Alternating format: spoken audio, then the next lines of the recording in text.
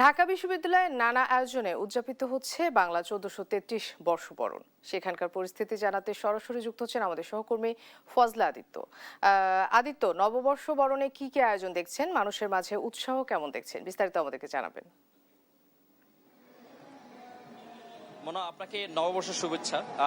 আমাদের আজকে যে নববর্ষ, সেই নববর্ষ কিন্তু বাঙালির ঐতিহাসের একটি অন্যতম দিন এবং বাংলাদেশ এই বাঙালিয়ানা এবং বাঙালি কালচারের একটি নতুন বছরের পদার্পণ হলো এবং সেই উৎসব মুখর পরিবেশকে কেন্দ্র করে কিন্তু সারা বাংলাদেশে যেমন বিভিন্ন নানা অনুষ্ঠান আয়োজিত হয়েছে, ঠিক তেমনি কিন্তু রাজধানীর যে সাংস্কৃতিক অঙ্গন, সাংস্কৃতিক যে পরিচয়, সংস্কৃতির যে একটা অঙ্গন রয়েছে অর্থাৎ ঢাকা বিশ্ববিদ্যালয়, সেই ঢাকা বিশ্ববিদ্যালয় প্রাঙ্গণে কিন্তু উৎসব মুখর পরিবেশেই কিন্তু পালিত হচ্ছে এই নববর্ষ।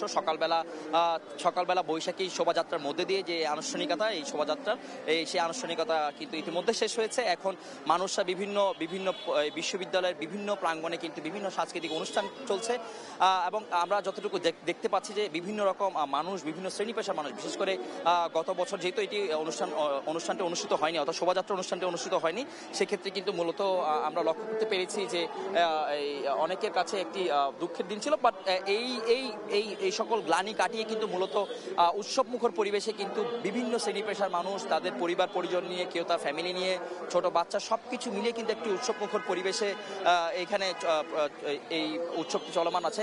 এখানে কিছু ছোট ছোট বন্ধু দেখছে আমাদের, যাদের সাথে একটু যুক্ত হতে চাই, আমরা একটু কথা বলতে চাই। বাবা, তোমরা শুভ নববর্ষের শুভেচ্ছা তোমাদেরকে। তোমরা কোত্থেকে এসেছো, কার কার সাথে এসেছো বলবা একটু? আমরা ফ্যামিলির সাথে এসেছি। ফ্যামিলিতে কে কে আছে আর কয়জন এসেছো তোমরা? আমাদের সাথে আমাদের বাবা, মা আর আমরা 3 বোন।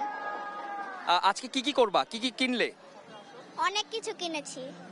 দর্শক, আপনারা শুনতে পাচ্ছিলেন যে ছোট থেকে বড় সকলেই কিন্তু এখানে এসেছেন এবং তারা তাদের পরিবার পরিজন নিয়ে এসেছেন এবং আমরা দেখতে পাচ্ছি যে বিভিন্ন উৎসব কিন্তু চলমান রয়েছে এবং এই উৎসব শুধু বাংলাদেশের যে কৃষ্টি কালচার, সেই উৎসবে একটি বহিঃপ্রকাশ এবং যেটি কিন্তু বছরের পর বছর, অর্থাৎ এইটি চলে আসছে এবং বাংলাদেশ বিনির্মাণের পর থেকে, অর্থাৎ বাংলাদেশ নামক যে দেশটি গঠিত হয়েছে তারপর থেকে কিন্তু এই যে বৈশাখ, এটি কিন্তু ব্যাপকভাবে, অর্থাৎ 86 সালে কিন্তু যশোরে প্রথম এই শোভাযাত্রা, অর্থাৎ মঙ্গল শোভাযাত্রা ছিল, যা 2026 সালে এসে নাম পরিবর্তন হয়ে কিন্তু সাংস্কৃতিক মন্ত্রণালয় এটিকে বৈশাখী শোভাযাত্রা ঘোষিত করেছে এবং সেই বৈশাখী শোভাযাত্রা সবকিছু মিলিয়ে কিন্তু মূলত এই পরিবেশ, অর্থাৎ এই